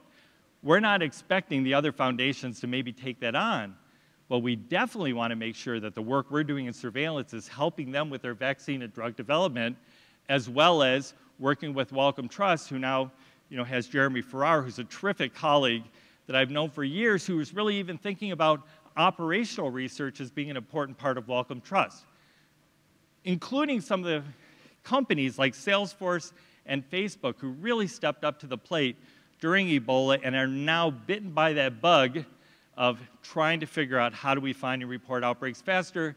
And I'm really excited to think about what this group collectively will be able to bring to the table in the future. And our next in-person meeting is coming up next September, next month, hosted by the Bill and Melinda Gates Foundation and Vulcan. So we'll all be heading to Seattle and talking about our next effort together. One of the things that we did support that none of us had done in the past, and probably wouldn't have been something anyone would have done individually, but the Smithsonian in Washington, D.C., the Museum of Natural History, wanted to do a 2-year exhibit in their largest exhibit hall where the Human Genome Project was for 2 years, called Outbreaks. And so while that might not have been something we would have individually have thought about because the price tag is quite expensive, collectively we thought this is a great chance for us to improve the knowledge base on outbreaks to 7 million people who visit that exhibit every year. So that's just an example of something that probably would not have come to fruition, except collectively we realized that was a good idea. So I'm going to end it with just a couple of slides. Here's a quote from Bill Gates. It's one of my favorites. We always overestimate the change that will occur in the next 2 years. And believe me, I've read enough grant proposals to realize that is a true statement. But we underestimate the change that will happen in 10 years. So this is very appropriate as we're on the 20th anniversary of TEFINET The change in the next 10 years, I think, will surprise all of us, especially when we start applying technology to find and report outbreaks faster. So in 10 years' time, we believe change can lead to a world where every outbreak is detected within 3 incubation periods of the index case or cluster, where every country's emergency operations center is utilizing an integrated event-based system, the same one that the World Health Organization, OIE, FAO, and the rich countries of the world are using. Every country needs to be using the same system. We see a world where human, animal, and environmental volunteers through EPICOR are verifying any rumor or suspected case within 24 to 48 hours. That participatory surveillance is engaging communities directly to detect and respond to outbreaks in every hotspot around the world.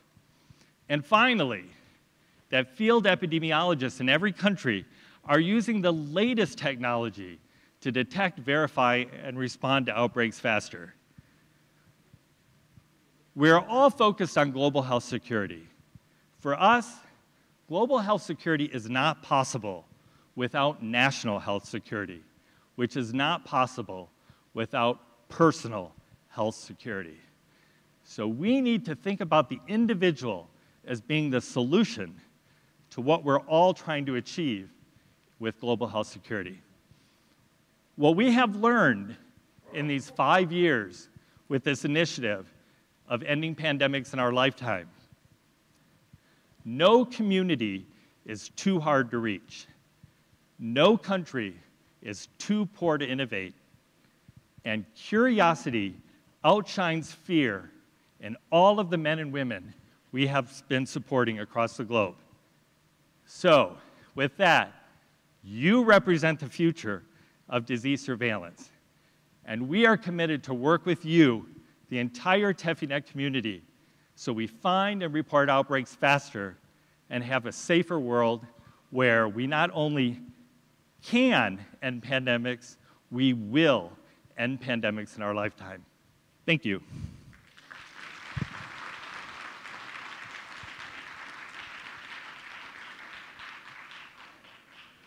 So I'll be happy to take some questions. I think we have a few moments.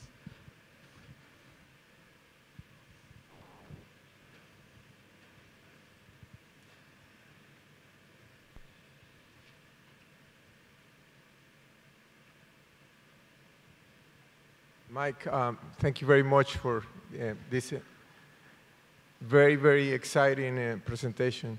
I wonder if, as a saga of the previous session, you can comment on the possibilities of translating information on influenza surveillance into the change of practices over prescription of antibiotics. I understand that probably we have learned that people die from a disease that is viral in origin as a result, in some children and some other high-risk group populations. A viral infection in origin becomes bacterial and kills people.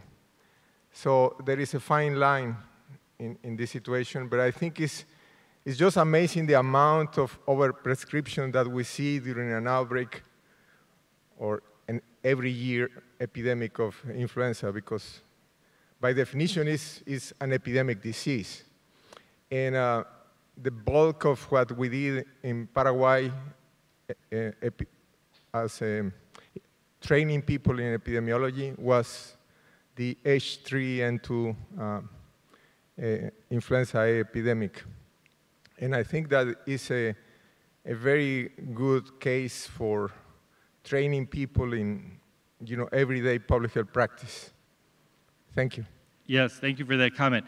It's a big issue. The overuse of antibiotics, and especially as we know, are a problem with the flu season. One of the issues we've been trying to figure out is why is it taking us so long to get cheap point-of-care diagnostics for influenza out in the community? I mean, that's absolutely necessary. We're not, in my opinion, going to change healthcare providers' practice if they're not able to simply do a test in their clinic that says, yes, you have flu, you do not need antibiotics, that is inappropriate treatment for flu. But we don't have that. So antibiotics continue to get prescribed, not only by physicians, but I'll never forget the last time I was here in Cambodia, my driver said his wife was ill, and we stopped at the pharmacist, and I said, David, let me see what they gave you.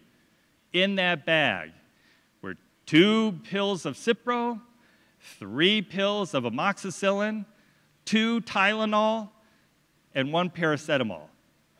What kind of treatment is that? So the fact that you can just get antibiotics without a prescription in many countries is not helping that issue as well. So I think we need diagnostics, we need better education, not only of the healthcare providers, but in Flu Near You, we talk a lot about antibiotics are not a solution for flu. We're trying to educate people to get more excited about vaccination and increase vaccination rate, and also educate them at the same time the differences between a bacterial illness that may need an antibiotic and flu, which is a virus, which maybe an antiviral will help, but certainly not an antibiotic. Alden. Hi, Mark. Alden Henderson, CDC Atlanta. Thank you for this really enlightening presentation. I'm a big fan of Skoll and your efforts to kind of find a needle in a stack of needles. So that's great. But you mentioned about surveillance, and I see that you're taking care of the front end, the identification of any outbreaks. But we all know surveillance is more than just identification, but it's also taking action. So are you making efforts to connect your efforts to the response effort on surveillance? Yes. So that's a question we always get. I think what people are missing in the work that we're doing, the people we are helping find outbreaks faster are the government partners who have to do the response. So when we started as a foundation, we saw lots of foundations supporting response. And I don't think there was any dearth in the example of Ebola, of people rising to the occasion. What we saw missing was finding that outbreak faster, telling people there's an outbreak so that the response can be more effective because it starts early. So we are in no way minimizing the response. We're just saying foundations are not investing enough in finding it, and so that's where we're putting our resources, but we're helping the people who have to do the response find those. We're not doing that outside of the government system. That being said, we've gone to every World Bank conversation about the pandemic emergency facility and pushing them even to the point where, that money for a response, that is terrific. But we also have to be thinking about, how do we find that outbreak even faster and keep it smaller before it gets to a level that that World Bank money will kick into, including the fact that the meeting I went to, nobody was talking about using that money to compensate farmers for, calling their chickens. And I said, that's part of the response.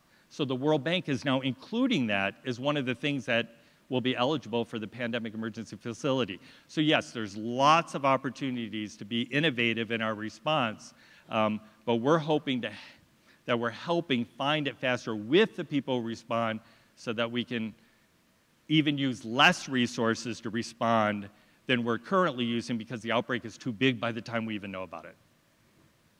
Yes. Okay, thank you. The presentation was excellent, and I especially appreciated your last slide about how the situation will be in 10 years. But it means that, in fact, people will have an easy access to internet, will have access to mobile technologies, will have mobile phones, etc. So all the projects that you have presented, this is either in the US or in Western countries, or in Thailand, or in Brazil, which are intermediate countries. But it's probably not the same situation in the underdeveloped countries. And this is in these countries that you have the more outbreaks. So how do you think that the solution that you propose can respond to the needs in these countries? Thank you very much for that question. So I'll give you a different example. When we do the EpiHack, that's the reason of going in the field, because our job is not to import technology that that country doesn't have. Our job is to apply the technology that exists in that country to solve the problem. So you're right. I'll use Cambodia as an example, and I don't know if Dr. Bun Trang is still here. Clearly, Cambodia does not have 80% of the population not only owning one phone, but two phones like we do here in Thailand. In Cambodia, the challenge was, how do you reach 14 million people who basically, may still have a phone hanging on the wall or a really simple phone? So fast forward, the EpiHack in Cambodia led to a tool which is a nationwide hotline, 115. How this hotline is being used, and this is where we can add value as a foundation with more than just our money. With our partners there in Cambodia, Instead, which is an NGO that we started at Google that is still very, very active in bringing technology to Southeast Asia with a headquarters in Cambodia, we worked with all the telecom companies across Cambodia. So now the 115 hotline is being used by every health worker in the Ministry of Health who can send in a tally at the end of the day of the results of what they are surveying that used to take months to be aggregated across the country is now coming into the ministry through this 115 hotline for free, no matter what that healthcare worker has as their phone or their provider and so forth, to now give them real information every single day with a simple hotline. The exciting part is that hotline is also available to the public. So the public can call into that hotline, and they have a section in there for automated information. So you want to hear information about Zika, push 1. You want to know what's going on about flu, push 2. And in the end, you can leave a report as a citizen in Cambodia into that hotline, which then is digitalized so that we can look at the reports of what's coming in. So that's simple technology that is now helping the government know from their own workers what's happening in real time each day, as well as giving that same opportunity to anybody in Cambodia with a completely free line that is irrelevant who your provider or who your device is. So in every country, it's about using the technology that exists. It is not about bringing technology from the United States into these countries at all. And that's where we think the creativity of the developers in those countries working directly with the governments come up with the solutions that they own and that they're proud of, and that's the reason they scale, is because it belongs to them. Okay, I think one final question. Thank you very much. Actually, I'm interested in the sustainability of our effort. So actually, developing countries like Indonesia need technical assistance, technical supports all the time. Of course, behind this technical support or technical assistance, of course, money. Money is not everything, but everything without money is nothing. Polio eradication initiative is a very good example for this multi-partners leadership.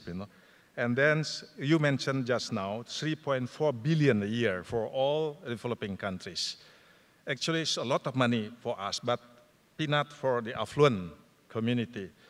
So actually, for epidemiologists, like a workshop we had on Saturday, how to massage our data until they sing a song.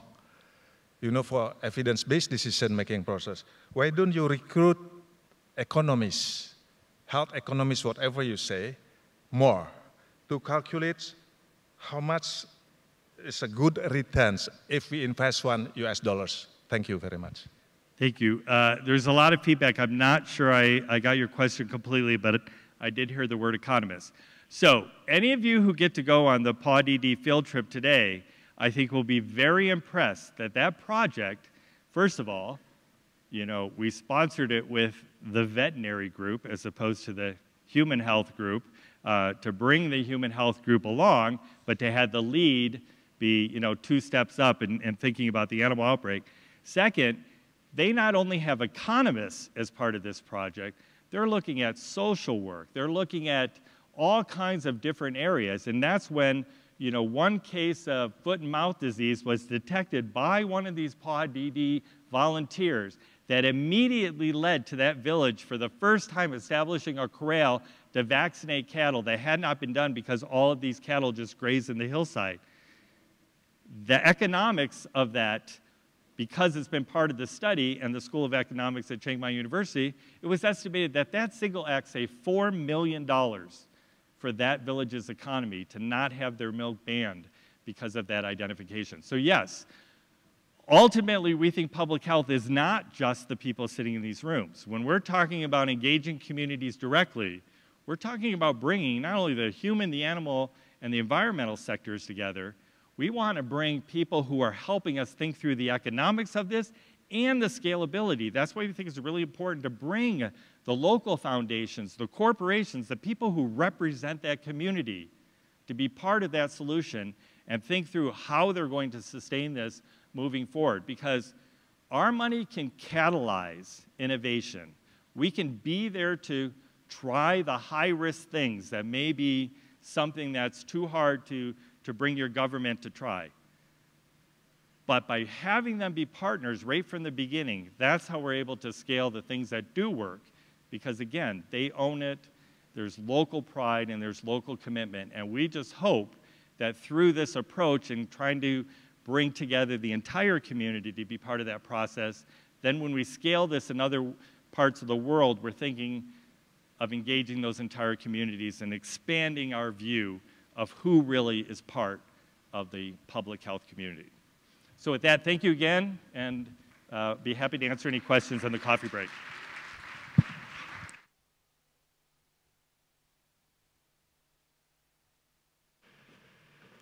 So thank you very much, Dr. Smolinski, for your very interesting presentation. And if anyone would like to learn more about the unseen enemy, please join him at the Major Cineplex this evening. And before we going for coffee break, I have one quick announcement that one lady purse was found unattended outside this room. Please check your handbag if you're missing your purse.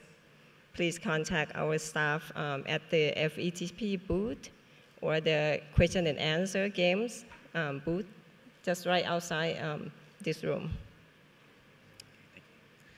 Also, just a reminder, at 1 p.m. during the lunch hour, we will have a plenary session titled A Chronological Review of Influenza Outbreak in Thailand from 1918 to 2010. Enjoy the refreshment break.